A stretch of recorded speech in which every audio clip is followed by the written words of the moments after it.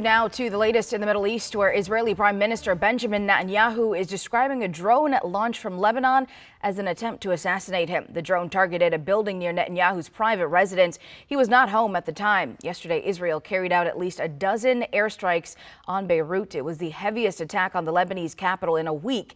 And there is new suffering in Gaza with no ceasefire in sight. CBS's Ramy Inocencio has the latest from Tel Aviv. Lifeless bodies lay bent and broken moments after another Israeli strike on a shelter for Gazan civilians displaced by the war. This ruin had been a school in a refugee camp. Israel's ramped up its attacks since killing Hamas leader Yahya Sinwar. These were his last moments of life, alone, wounded and bleeding in the shattered building.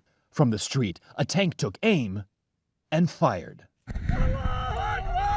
taking out the architect of the worst attack on Israeli soil in history. More than 1,200 people were killed and more than 250 abducted. About 100 Israelis, alive and dead, are still held hostage in Gaza. Meirav Gonen's daughter, Romi, kidnapped from the Nova Festival, is one of those hostages. In the tunnels, without daylight, for more than a year. Can you imagine not to see your daughter for a year? I don't know how she looks like. With the death of Sinwar, does this open the door greater for peace or for more war? Hamas does not want peace. They want to kill us. They don't care even to kill the Gaza people. They don't care about them.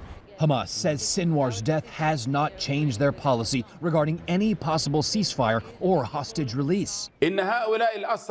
The hostages will not return to you, said Hamas's deputy chief, until Israel stops its war and totally withdraws from Gaza.